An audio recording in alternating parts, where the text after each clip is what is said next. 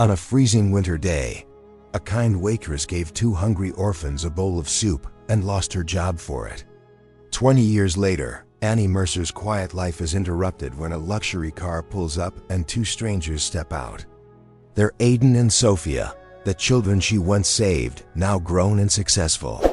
What they reveal will clear her name, expose the lies that ruined her, and prove that one small act of kindness can change everything. Annie hadn't had a visitor in 10 years when that Christmas Eve rolled around in 2023. Not since the town called her a thief. Not since the church called her worse.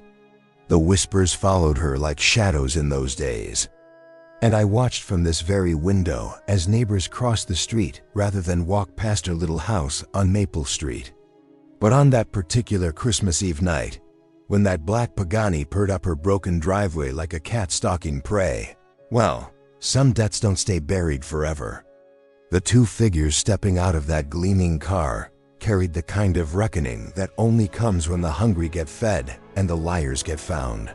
The headlights cut through the December darkness, illuminating her old soup kitchen sign, hanging crooked on its rusty chain. Shelter and soup, it had read once back when the letters weren't faded and the hope wasn't gone. The paint was peeling now, 20 years of weather having taken its toll. But somehow those words still held power, still meant something to folks who remembered. A man stepped out first, his movements careful and deliberate. Even from my window 3 houses down, I could see he was tall, well-dressed, the kind of man who'd learned to carry himself with purpose.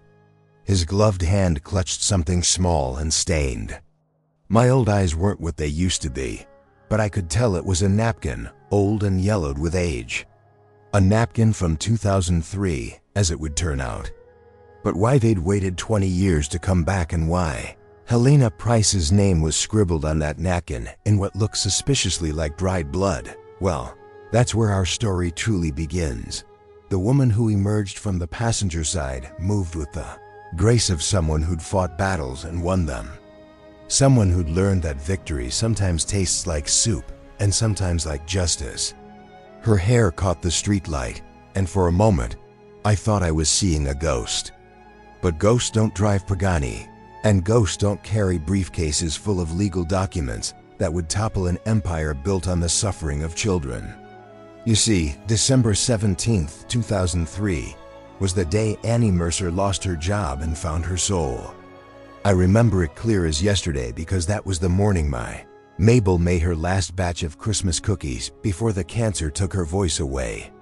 The snow was falling thick that morning, the kind that makes the whole world look clean, even when it's rotten underneath. From my kitchen window, I watched the flakes dance in the amber glow of the streetlights. Each one perfect and unique, just like the souls we meet in this life. Annie had been working the morning shift at Mickey's Diner over on Commerce Street, pouring coffee for truckers and serving up eggs that had seen better days. It was honest work for honest pay, and Annie had never asked for more than that. She was the kind of woman who said please and thank you to everyone, who remembered how customers liked their coffee, who slipped extra bacon to the construction workers who reminded her of her daddy. Mickey's wasn't much to look at. Truth be told, the linoleum was cracked, the booths were held together with duct tape and prayer, and the coffee machine made sounds like a dying cat when it was brewing. But it was warm and it smelled like home cooking. And for folks who didn't have much of either, it was a sanctuary. Annie understood that. She'd made it her mission to make sure everyone who walked through those doors felt like they belonged somewhere, even if it was just for the time it took to drink a cup of coffee. But then they walked in, and everything changed. Aiden and Sophia, 7 and 9 years old, respectively, though their eyes looked decades older. They weren't beggars, mind you.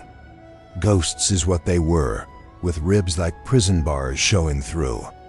Their thin jackets and fingers so pale they looked translucent. Their shoes had holes that let the snow seep through, and Sophia kept stomping her feet to keep the feeling in her toes, making little squeaking sounds on the worn linoleum. They stood by the door like they weren't sure they were allowed to come in. their eyes taking in the warmth and the smell of food with the kind of hunger that goes deeper than the stomach. Aiden had his arm around his sister's shoulders, protective in the way that children learn to be when adults fail them. Sophia clutched a paper bag that looked like it held everything she owned in this world. When Annie saw them huddled by the door, something stirred in her chest, something she hadn't felt since she was their age. Standing in the kitchen of Sister Margaret's orphanage, watching the other children fight over scraps, she remembered the taste of watered-down gruel and the ache of going to bed with an empty stomach. She remembered Sister Margaret's ruler across her knuckles when she was caught stealing bread for the smaller children. The memories came flooding back like a dam bursting. Sister Margaret had been a woman who believed suffering built character, that hunger taught gratitude, and that children were born sinful and needed to be purged of their wickedness through deprivation. "Stealing bread gets you the closet," the old nun would say, her voice sharp as winter wind, her eyes cold as January frost. "But sharing it gets you the strap." Annie could still feel the welts that strap had left, could still remember the taste of her own blood when she bit her tongue to keep from crying out. But what Sister Margaret never understood was that every blow of that strap only strengthened Annie's resolve to be different, to be better, to be the kind of person who saw hunger and filled it instead of using it as a weapon. Looking at these two children, Annie saw herself 30 years back, all hollow cheeks and desperate hope. Without a word, she moved to the soup pot and ladled out the biggest bowl the diner had. Thick with vegetables and chunks of beef that cost more than her hourly wage. The soup was her own recipe, something she'd been perfecting for months, adding herbs and spices she bought with her own money to make it taste like love felt warm. She slid the bowl across the counter along with a basket of crackers and 2 glasses of milk that she'd pay for herself if she had to. The milk was fresh and cold, the kind of white that promised nutrition and comfort. She added a pat of butter to the crackers, knowing that sometimes it's the small luxuries that remind us we're human. Sophia's eyes went wide as saucers when she saw that feast spread before them. She grabbed a handful of crackers and stuffed them in her sock with the quick, furtive movements of someone who'd learned that food was never guaranteed. "For later," she whispered, as if speaking too loud might make the bounty disappear like a mirage in the desert. Aiden said nothing, just stared at that bowl like it was the Holy Grail itself. His hands shook as he picked up the spoon, and I imagine Annie could see the prayer of gratitude in his eyes, the kind of thanksgiving that comes from the very depths of the soul. When he took that first sip, his whole body relaxed for maybe the first time in months. Old Frank, the dishwasher, who'd been working at Mickey's since before televisions were color, shuffled over and watched the children eat. He was a man of few words, carved from granite and weathered by time. But when he did speak, folks listened. His hands were scarred from years of washing dishes in scalding water, and his back was bent from decades of standing over industrial sinks, but his eyes were sharp and kind. "Kid," he said to Annie, his voice rough as sandpaper dragged across concrete, "you just fed 2 wolves. The problem is one's named Helena, now." Helena Price was the kind of woman who wore her cruelty like jewelry, all shiny and displayed for the world to see. She managed the day shift at Mickey's with an iron fist wrapped in a silk glove. And she had eyes like a hawk and twice the mean streak. She'd been watching Annie and those children from across the diner, her red lipstick pursed in disapproval that could freeze coffee in the cup. Helena believed in rules the way some people believe in religion, with zealous fervor and no room for interpretation. There was a rule about not serving people who couldn't pay, a rule about portion control, a rule about everything that might interfere with the profit margin. She kept those rules written down in a little notebook she carried, adding new ones whenever she caught someone showing too much humanity. Her office was in the back of the diner, a cramped space that smelled of cigarettes and cheap perfume. The walls were covered with employee schedules, health department certificates, and photographs of Helena with various local dignitaries. She kept a calculator on her desk at all times, constantly running numbers, always looking for ways to squeeze more profit from less investment.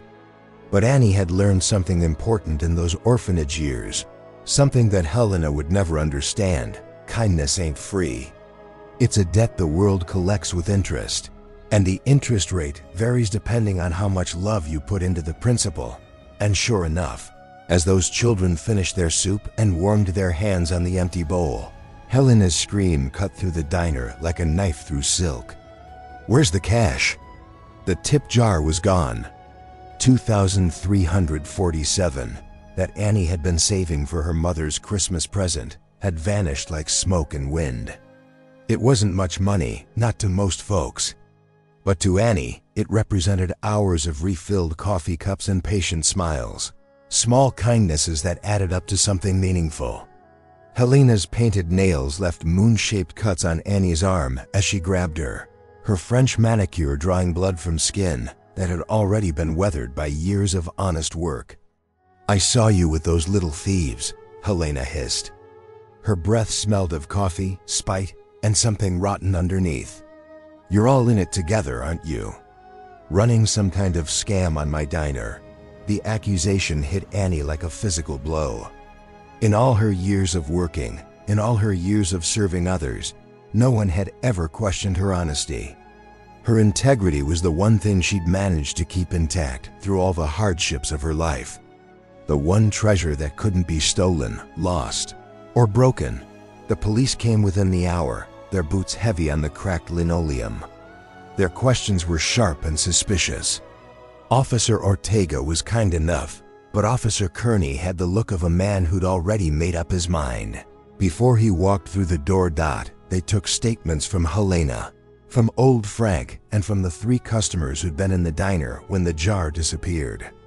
The children were long gone by then, vanished into the December cold like they'd never existed at all. But the empty bowl remained on the counter, a testament to the meal that had started this whole chain of events. Annie stared at that bowl while the officers questioned her, wondering if she'd somehow brought this on herself by daring to show compassion. The manager came next, Mr. Aldridge, a thin man who looked like he'd been pressed flat by the weight of corporate expectations. He'd been running Mickey's for 15 years, and in all that time, he'd never had an employee accused of theft.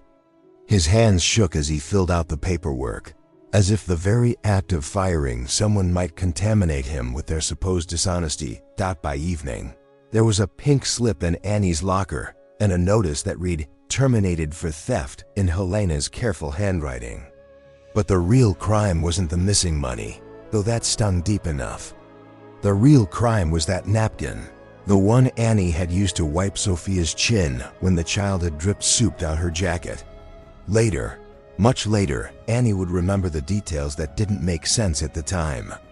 The way Helena had lingered by the children's table after they'd left. The way she'd picked up that napkin and examined it closely before stuffing it in her apron pocket. The way she'd smiled when she thought no one was looking. A smile that had nothing to do with happiness and everything to do with satisfaction. That napkin had Helena's lipstick print on it. Sure enough, but it also had something else. Numbers written in what looked like Aiden's shaky child's handwriting. Numbers that, when arranged correctly, formed the combination to the diner's safe. Numbers that no customer should have known. Numbers that Helena herself had written down and left carelessly on the counter that morning when she'd been rushing to make the bank deposit. The security cameras in Mickey's were old and unreliable. And wouldn't you know it, the footage from 3:07 p.m. that afternoon was mysteriously corrupted. "Technical malfunction," the company said when the police asked to review the tapes. "Happens all the time with equipment that old." Old Frank knew better, though. As Annie cleaned out her locker that night, her hands shaking with a mixture of rage and heartbreak, he shuffled over with his characteristic limp and whispered words that would haunt her for years to come. "Helena's brother runs the shelter those kids vanished from," he said, his eyes darting toward the kitchen where Helena was counting the days with unusual thoroughness. "Funny how kids keep disappearing from there and Jess keeps getting bonuses for operational efficiency." The fragments of a bigger puzzle lay scattered around them, but Annie was too wounded and too stunned to assemble them yet. All she could focus on was the sheer injustice of it. That 20 years of honest labor could be wiped out by a single act of mercy gone wrong. That night, as Annie trudged home through snow that had shifted from beautiful to treacherous, she caught one last sight of Aiden and Sophia.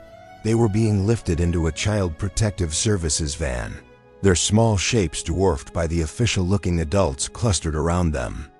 Sophia was sobbing, her tears freezing on her face in the bitter air.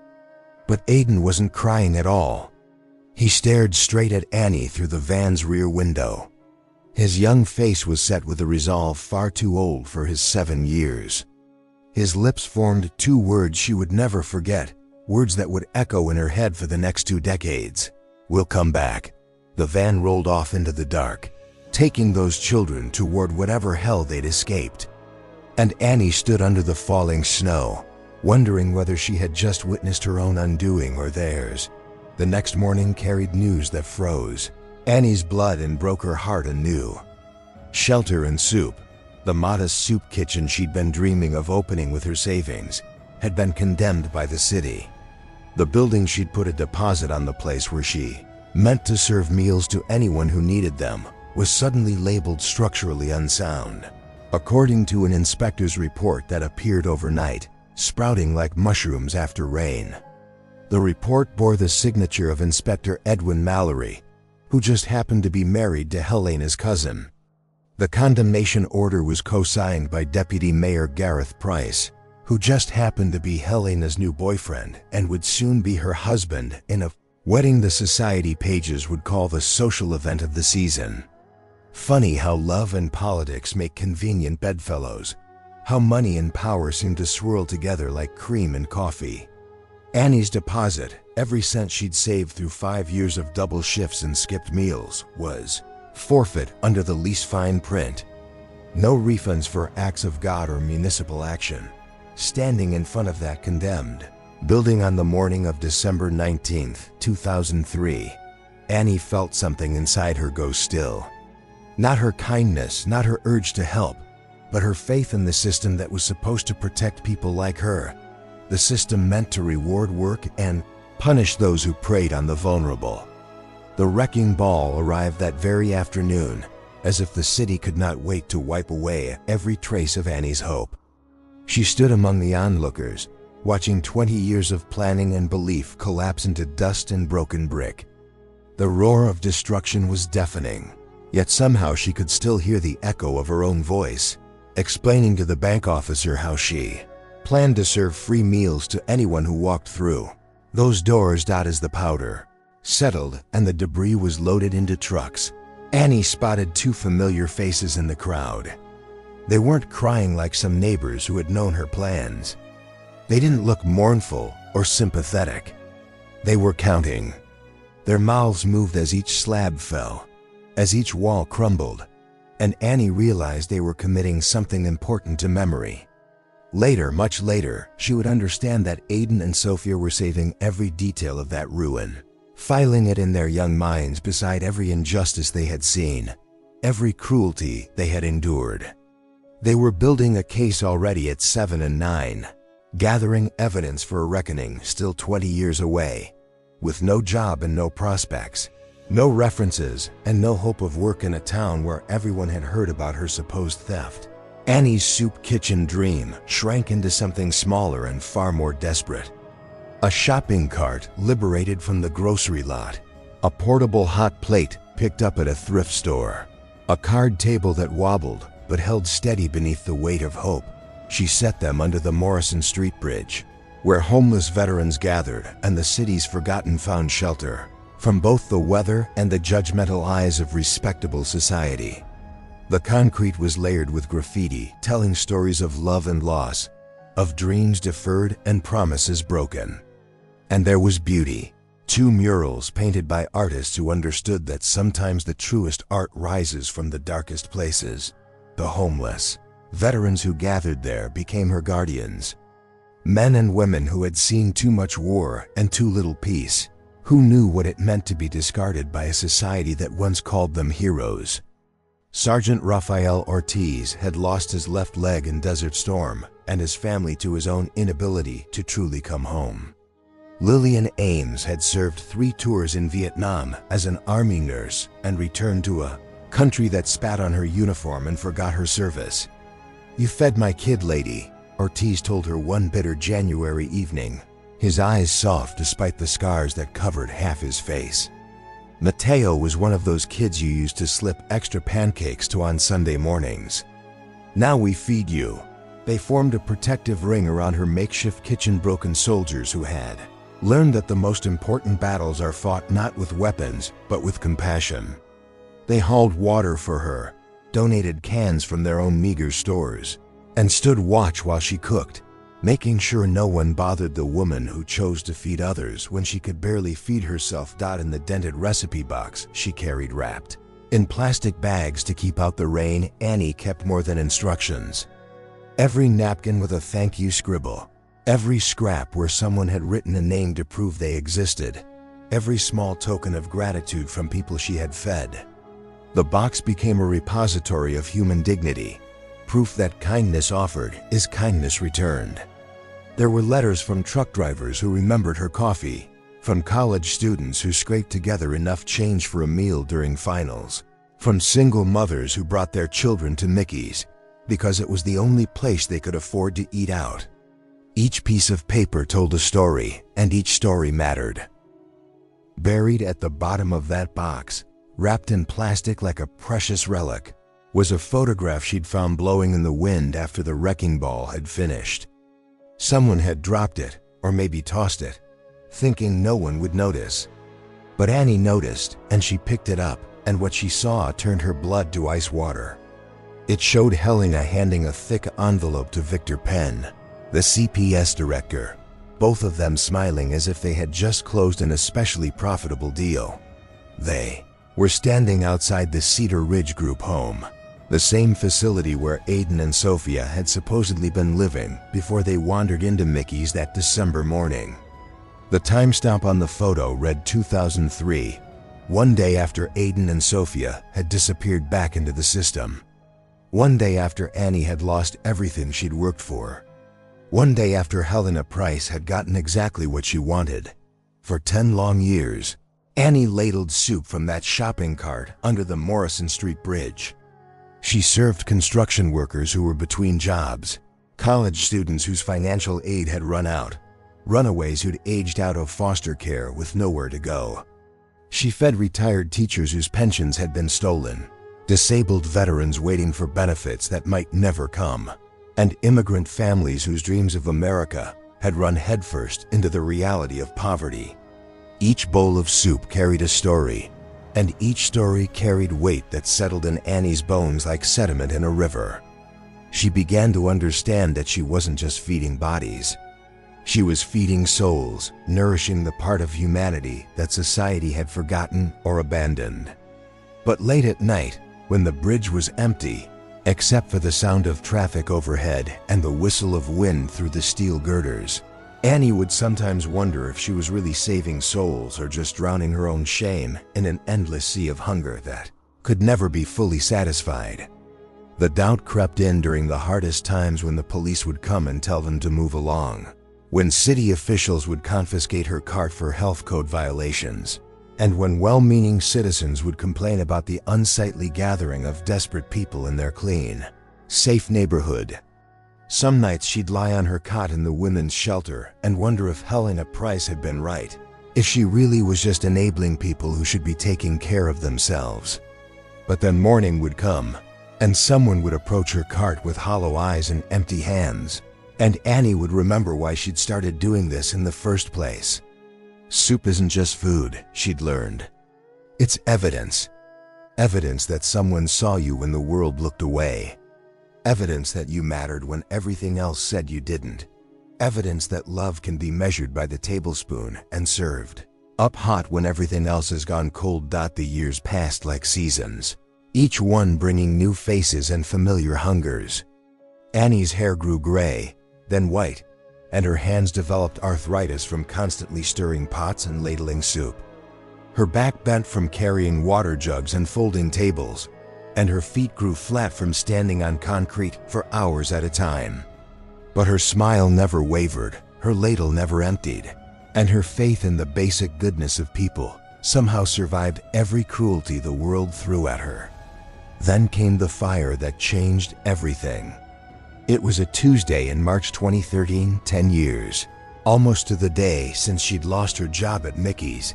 Annie had just finished serving lunch to about 40 people when Wes Carter, a veteran who'd been struggling with addiction and demons that had names but no solutions, stumbled too close to the propane tank with a lit cigarette dangling from his lips. The explosion wasn't large, but it was fast and hungry. The flames ate through her makeshift kitchen like a living thing, consuming months of careful organization in a matter of minutes. The shopping cart, the hot plate, the card table that had been her altar of service, all of it turned to ash and twisted metal before the fire department could respond. But the cruelest loss was that recipe box with its precious collection of human dignity. 20 years of thank you notes and napkin testimonials. 20 years of proof that her work had mattered. 20 years of evidence that kindness given is kindness returned. All of it burned while Annie stood helpless and watched the smoke carry her life's work up into the gray March sky. Wes was burned badly, with second-degree burns on his arms and face. And as the ambulance took him away, he kept apologizing through lips that were cracked and blistered. "I'm sorry, Miss Annie," he kept saying. "I'm so sorry. I didn't mean to. I didn't mean to." But even in her grief, even watching everything she'd built turn to ash, Annie took his burned hand in hers and said, "It's okay, honey. Things can be replaced." "You can't be." The fire department investigator, a kind woman named Captain Ana Morales, found Annie sitting on a piece of broken concrete, staring at the remains of her kitchen with dry eyes and a heavy heart. "I'm sorry for your loss," Morales said, and she meant it. She'd seen enough fires to know the difference between someone losing possessions and someone losing purpose. But not everything had burned. In the deepest corner of that metal box, protected by layers of plastic and Annie's careful planning, one item had survived the flames. A business card, its edges singed, but its printing still legible. Price Holdings, creating solutions for tomorrow's challenges. The card was cream-colored, expensive, the kind of stationery that whispered of power and influence. On the back, in handwriting that Annie didn't recognize, someone had scrawled, "See her home, monthly payments. Keep quiet." The words were faded but readable, and they made Annie's pulse quicken with the first hope she'd felt in years. Doser Home, Cedar Ridge Group Home, where Aiden and Sophia had disappeared to 20 years ago. Monthly payments that could mean only one thing. Someone was being paid to keep quiet about whatever was happening in that place. And the business card belonged to Helena Price's company, the empire she'd built on the ashes of other people's dreams. That card became Annie's obsession, her North Star, her reason for getting up every morning and figuring out how to rebuild what the fire had taken. She spent long nights at the public library scrolling through public records and tax documents until her eyes burned from staring at the computer screen. The librarian, Mrs. May Chun, an elderly woman who remembered when libraries were sanctuaries for anyone seeking knowledge, would bring Annie cups of coffee and gentle reminders to take breaks. "You're looking for something specific," Mrs. May Chun observed one evening as Annie rubbed her tired eyes. It wasn't a question. "Justice," Annie replied simply. "I'm looking for justice." The financial records she found made her stomach turn with a sickness that went deeper than hunger. Price Holdings' tax returns for the past decade told a story that was both complex and horrifyingly simple. Buried in schedules and addendums, hidden behind corporate speak and accounting terminology, was evidence of a system designed to profit from human misery. Dining solutions, $12,000 per month from Cedar Ridge Group Home. Read line 47 of their 2012 tax return. The same amount appeared every year, always from the same source, always categorized as consulting fees for nutritional program management. Cedar Ridge Group Home, the same place where Aiden and Sophia's paperwork had been lost. The same facility that had a suspiciously high number of runaways who were never reported missing to the authorities. The same institution that had been receiving state funding for housing and feeding children who, according to official records, didn't exist. The deeper Annie dug, the sicker the whole thing became.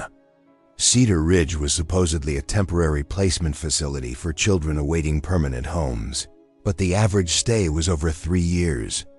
The facility received $400 per child per day from the state.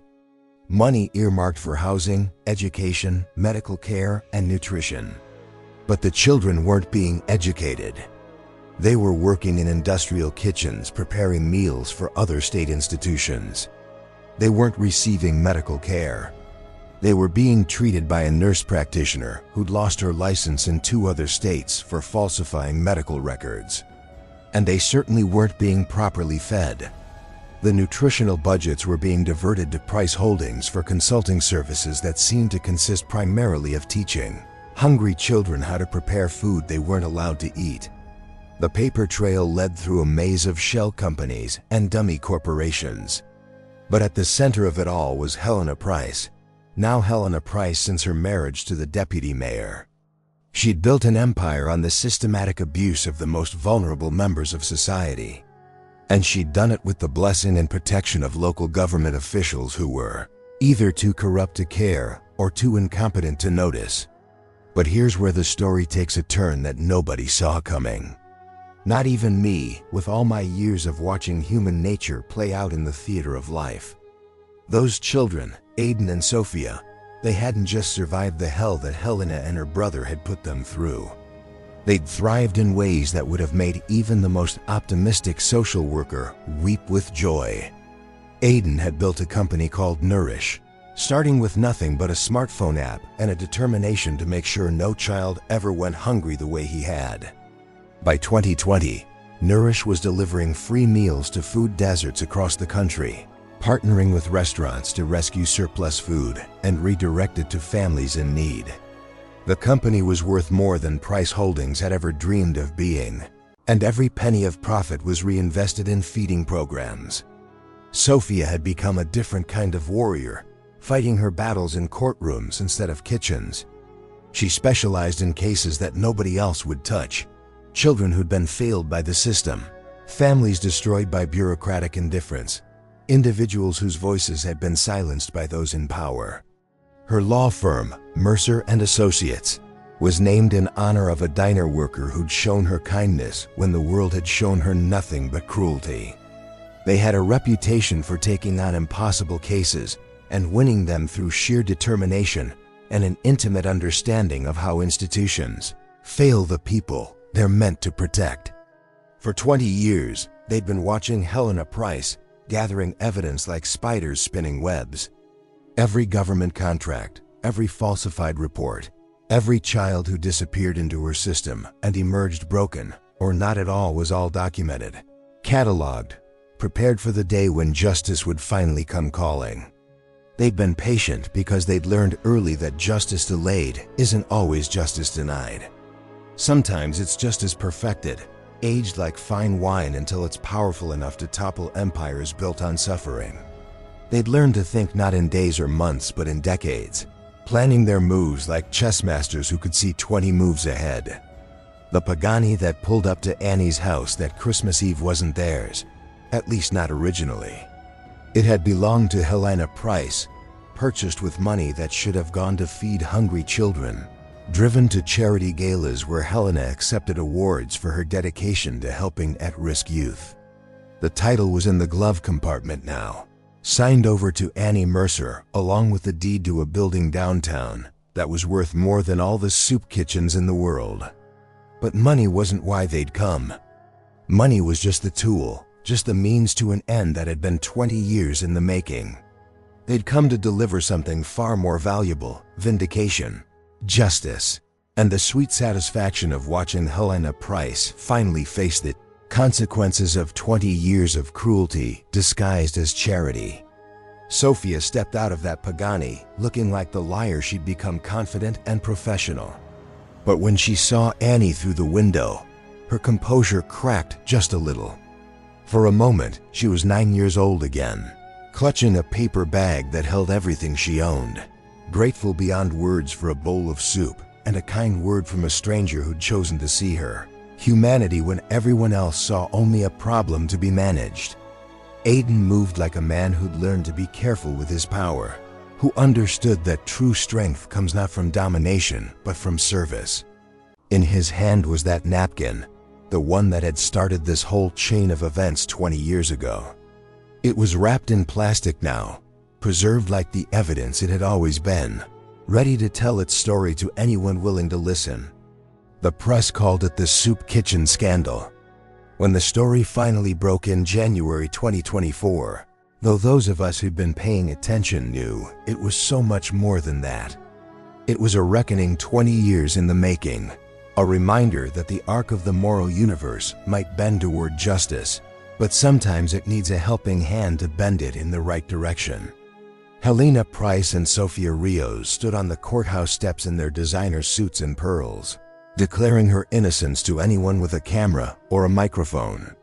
She spoke of disgruntled former employees and ungrateful charity cases, of a conspiracy by people who couldn't understand the complexities of running social service programs. Her lawyer, an expensive man in expensive suit, talked about the presumption of innocence and the dangers of trial by media. But words are just air until they're backed up by evidence. And the evidence that Sophia and Aiden had compiled over 2 decades was devastating in its scope and damning in its detail. Financial records showed money meant for children's meals being diverted to personal accounts. Medical records revealed systematic neglect and abuse. Employment records showed children as young as 8 being used as unpaid labor in commercial kitchens. The recording that Sophia played for the packed courtroom was 20 years old. But the digital restoration technology that Aiden's company had developed made every word as clear as if it had been spoken yesterday. Helena's voice, younger but just as cold, outlined her plan to use the group home children as free labor while collecting full payment for their care. "Those kids are worth more working than eating," Helena's recorded voice said with clinical detachment. "Let them think that soup kitchen woman stole their money. Keeps them grateful and keeps them quiet. And if any of them get too mouthy, well, we can always arrange for them to disappear into the system somewhere else. Who's going to miss a couple of throwaway kids?" The community revolt that followed was something to see, an uprising of conscience that reminded everyone why democracy sometimes works despite itself. Homeless families stormed the city council chambers, carrying signs with Annie's picture and testimonials about meals she'd served under that bridge. Former group home residents, now adults with families of their own, came forward with stories that made hardened reporters weep. "She fed us," they chanted, their voices echoing off the marble walls of power, bouncing back at the politicians who'd enabled Helena's system of abuse through their willful blindness and corrupt complicity. "She fed us when nobody else would. She saw us when nobody else cared." The mayor, faced with overwhelming evidence of his administration's complicity in 20 years of systematic child abuse, called an emergency press conference where he announced his immediate resignation. The deputy mayor, Helena's husband, was arrested before he could follow suit. The city council voted unanimously to void every contract Price Holdings had ever received. And the state attorney general announced a criminal investigation that would eventually reach into dozens of similar facilities across the region. But Aiden's testimony was the bomb that leveled Helena's empire entirely. The killing blow delivered with the precision of someone who'd been planning it for 20 years. His forensic accounting, backed up by teams of investigators and data analysts, proved that Price Holdings had embezzled $2.8 million from school lunch programs over the past decade. Money meant to feed children redirected to Helena's personal accounts, vacation homes, and luxury cars. The numbers were staggering, but it was the human cost that truly broke hearts in that courtroom. Aiden spoke in a voice that remained steady despite the tears streaming down his face, describing how he and his sister had been forced to work 16-hour days in commercial kitchens, preparing thousands of meals for school districts while being fed nothing but thin gruel and stale bread. "We made food for other children while we starved," he said, his words carrying the weight of years of accumulated pain. "We prepared birthday cakes for school celebrations while we forgot what cake tasted like. We packaged lunches for field trips we would never take to places we would never see for childhoods we would never have." Sophia's testimony was equally devastating but delivered with the clinical precision of someone who'd learned to weaponize her pain in service of justice. She detailed the systematic abuse that went beyond mere hunger, describing how children who complained or asked questions were punished with solitary confinement, how medical care was withheld as a form of control, how education was replaced with labor that generated profit for Helena's empire. "They didn't just steal our food," Sophia said, her voice cutting through the silence of the packed courtroom like a blade through cloth. "They stole our childhoods, our health, our futures. They turned us into commodities, bought and sold and traded like livestock. And when we dared to dream of something better, when we dared to believe we deserved more than scraps and cruelty, they made sure we knew our place."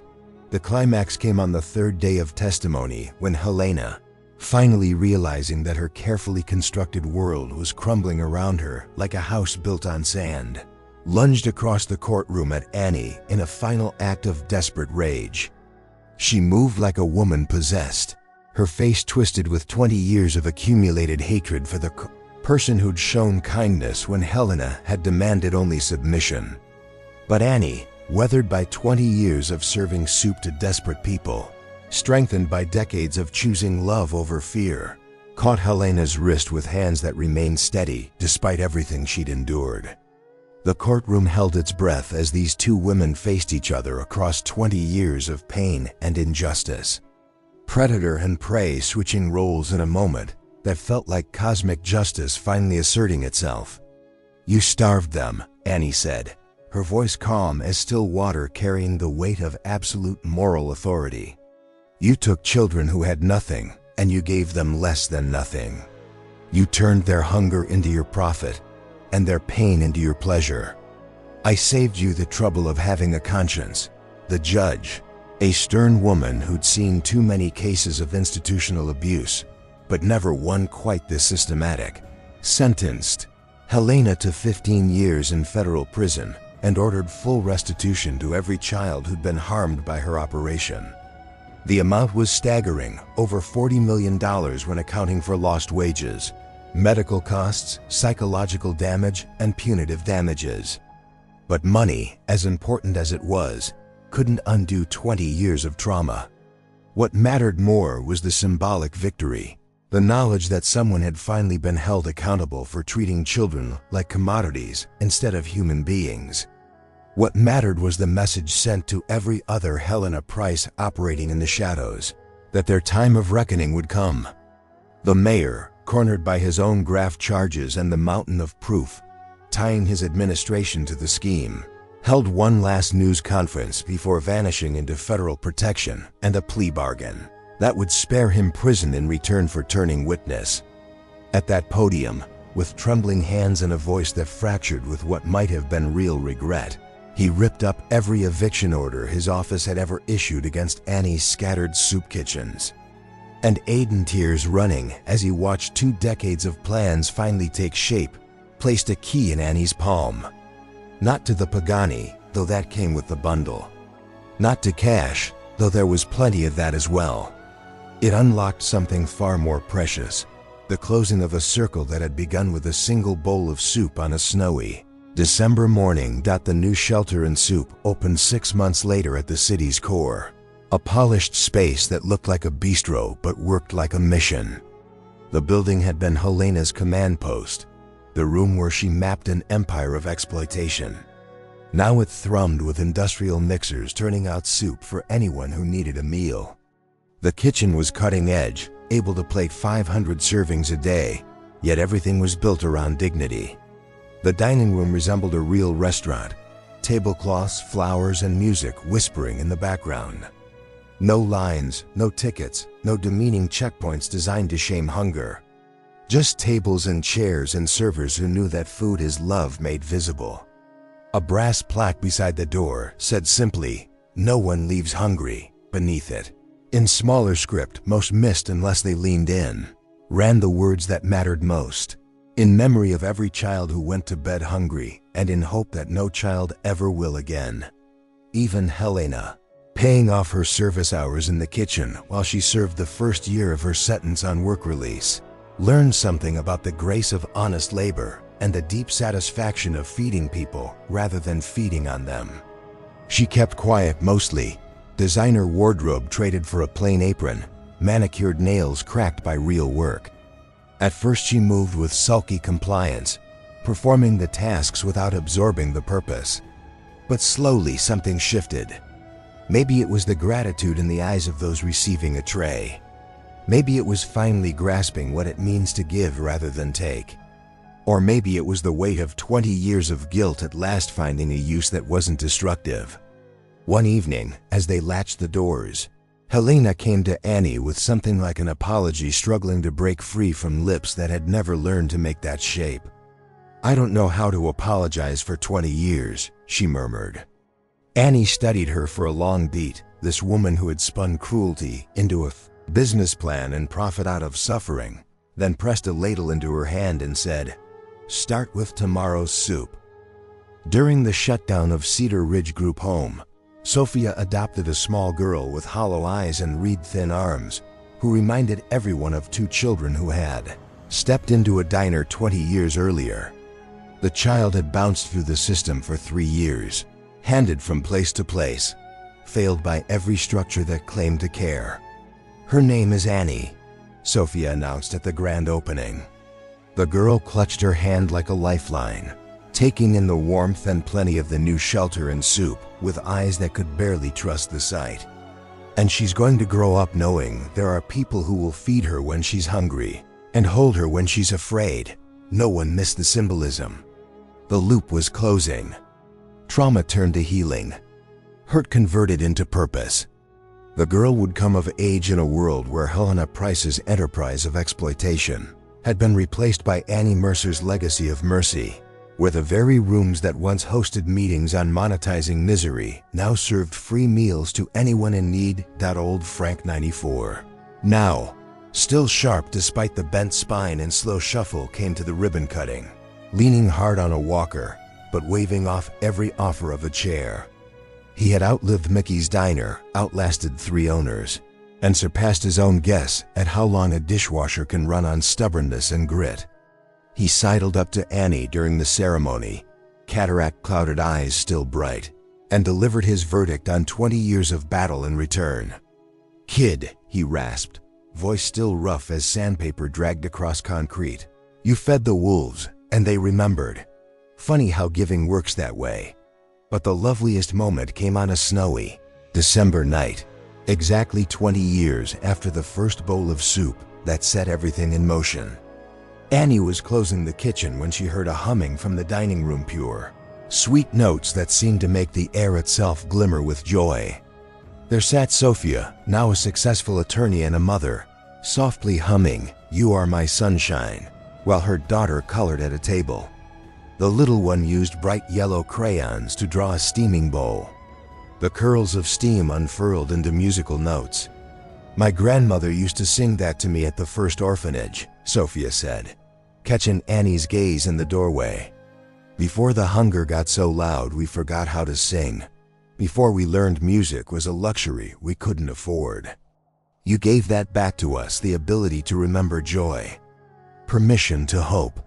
Annie's eyes filled with the tears she'd held for 2 decades, salt water that tasted like vindication, sorrow, and gratitude mixed together.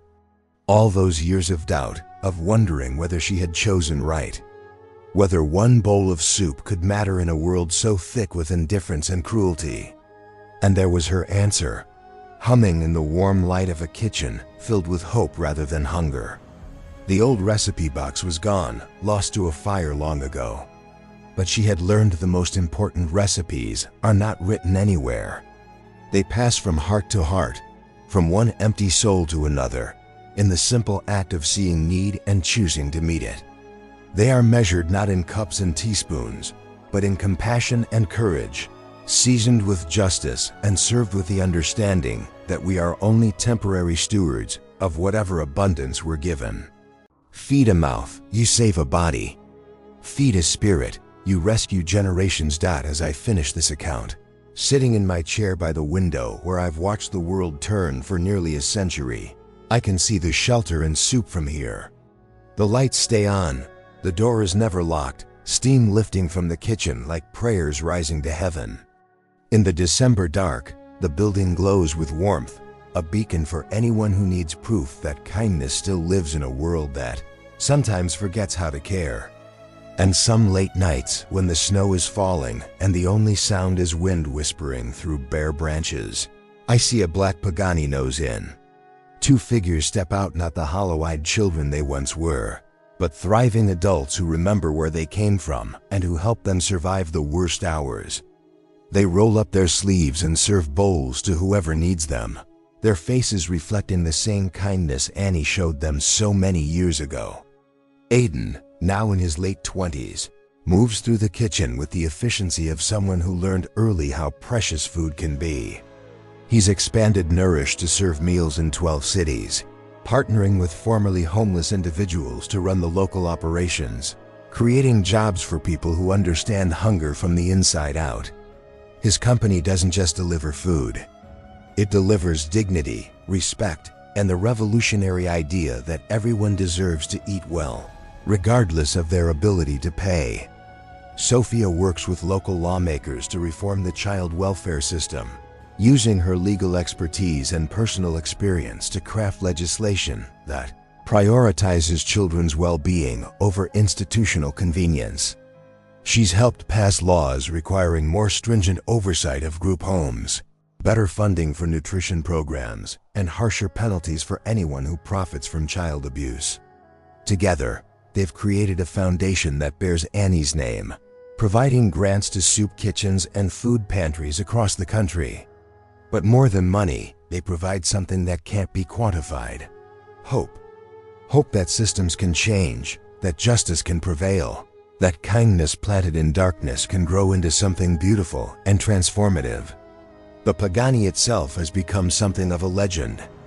The neighborhood Aiden had it repainted from black to sunny yellow, and Sophia had the words "free meals inside" printed on the doors in letters that can't be missed. It's not just transportation anymore. It's a mobile advertisement for the power of redemption, a rolling reminder that even the vehicles of the corrupt can be transformed into tools of healing. And sometimes, if you listen closely when the wind is just right and the night is very still, you can hear something floating on the air from that kitchen. Not just the clatter of ladles and the bubble of simmering broth, but something else. Something that sounds suspiciously like hope, like healing, like the echo of a 9-year-old girl's voice humming, "You are my sunshine," while she colors pictures of soup bowls and dreams of a world where no child goes hungry. The veterans under the Morrison Street Bridge still gather sometimes, though most of them have found housing through programs that Sophia helped establish. They come to the shelter and soup not because they need the meals, but because they remember when Annie served them from a shopping cart with more heart than resources. They come to pay their respects to a woman who understood that dignity matters as much as nutrition, that seeing someone's humanity is just as important as feeding their body. Sergeant Ortiz, his prosthetic leg now state-of-the-art, thanks to veterans' benefits that Sophia helped him navigate, works part-time at the shelter and soup as a security guard. Not because the place needs protection, but because he wants to protect the woman who protected him when he had nothing left but hunger and pride, too stubborn to ask for help. Lillian Ames, the Vietnam veteran nurse, runs the shelter and soup's medical clinic, providing basic health care to anyone who walks through the doors. She's seen too much suffering to turn anyone away, and she understands that hunger and illness are often partners in the dance of poverty. Her clinic operates on the same principle as Annie's kitchen. No questions asked, no judgment passed, just help given to whoever needs it. The anniversary of that first bowl of soup has become an unofficial holiday in the neighborhood. A day when the community comes together to remember that individual acts of kindness can echo through decades. The celebration isn't grand or elaborate. It's just a shared meal where everyone sits at the same table, where the served become the servers, where former enemies break bread together in a ritual of reconciliation that would have been unimaginable 20 years ago. Helena, now 3 years into her sentence and genuinely transformed by the experience of serving others, wrote a letter that Annie keeps framed on her office wall. It's not an eloquent document. Helena was never much with words when they weren't being used as weapons, but it's sincere in a way that cuts through all the legal language and courtroom drama to touch something essential about human nature's capacity for change. I spent 20 years building an empire on other people's hunger, the letter reads in Helena's careful handwriting. I convinced myself I was helping, that I was providing structure and discipline to children who needed guidance. But I was really just feeding my own hunger for power and control. You showed me the difference between taking and giving, between using people and serving them. I can't undo 20 years of damage, but I can try to spend the rest of my life balancing the scales. The letter goes on to detail Helena's plans for when she's released. Her intention to use her business skills to support organizations like the Shelter and Soup. Her commitment to making amends, not just through restitution, but through service. It's signed simply, Helena Price, as if she's finally learning to take responsibility for both parts of her identity instead of hiding behind titles and married names. So, next time you pass a soup kitchen or see someone hungry on the street or encounter a small act of kindness that seems insignificant in the grand scheme of things, remember Annie Mercer and 2 orphan children who learned that love can be ladled from a bowl and served with crackers on the side. Listen close. You might just hear your name in the steam calling you to remember that in a world full of Helena Prices, we all have the choice to be Annie Mercer instead. The choice to see hunger and fill it, to see loneliness and warm it, to see despair and offer it a seat at the table where everyone is welcome. And no one leaves empty, because that's the thing about soup kitchens, you see. They're not really about the soup at all. They're about the kitchen part, the place where strangers become family, where the broken get mended one meal at a time, and where ordinary people discover they have the power to change the world one bowl at a time. That torn apron Annie wore during those bridge years now hangs framed in the new Shelter and Soup kitchen. A reminder that sometimes the most important uniform is the one stained with service to others. Every morning when the staff arrives to begin preparing the day's meals, they touch that frame for luck, carrying forward the legacy of a woman who proved that the smallest acts of kindness can echo through decades, can transform lives, can literally move mountains of indifference and create valleys of compassion where none existed before. The recipe for that first bowl of soup, the one that started this whole chain of events, has been recreated and perfected by the Shelter and Soup's head chef, a former Food Network star who gave up his television career to serve meals to people who couldn't pay for them. It's called Annie's Special, and it's made with ingredients that can't be measured: a cup of compassion, a tablespoon of hope, a generous portion of human dignity, and love enough to feed anyone who's hungry. Every bowl served carries that same energy, that same intention, that same refusal to accept that anyone should go hungry in a world of abundance. The steam that rises from those bowls carries more than just the aroma of vegetables and broth. It carries the promise that someone cares, that someone sees you, that someone believes you deserve to be fed regardless of your circumstances or your ability to reciprocate. The Shelter and Soup now has 7 locations across 3 states, each one staffed partially by people who were once served there. People who understand hunger from the inside and refuse to let others experience what they experienced. The model has been replicated by other organizations, creating a network of compassion that stretches across the country like a web of hope. But it all started with one woman who saw two hungry children and decided that rules mattered less than hunger, that profit mattered less than people, that her own comfort mattered less than someone else's desperate need. It started with a choice that seemed small at the time, but rippled outward like circles on a pond, touching lives in ways she could never have imagined. And as I sit here in my chair, watching the snow fall outside my window on another December evening, I can see those circles still rippling outward. I can see the shelter and Soup's warm lights cutting through the darkness, promising warmth and sustenance to anyone who needs it. I can see the yellow Pagani parked outside, its cheerful color a deliberate rejection of the darkness it once represented.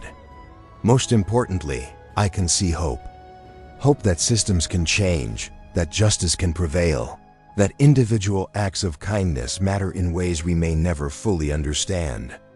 Hope that in a world that sometimes seems designed to crush the vulnerable, there will always be people like Annie Mercer who choose compassion over convenience, service over self-interest, love over fear. The steam still rises from that kitchen every night, carrying with it the prayers of the fed and the hopes of the hungry. And somewhere in that steam, if you listen with your heart instead of your ears, you can hear the voice of every soul who was touched by kindness when they needed it most. You can hear them saying thank you. You can hear them saying they remember. You can hear them promising to pass it on. And in a world that too often forgets the power of simple human decency, that promise echoes louder than any symphony, more beautiful than any song, as enduring as the love that first filled a bowl with soup and changed the world one spoonful at a time.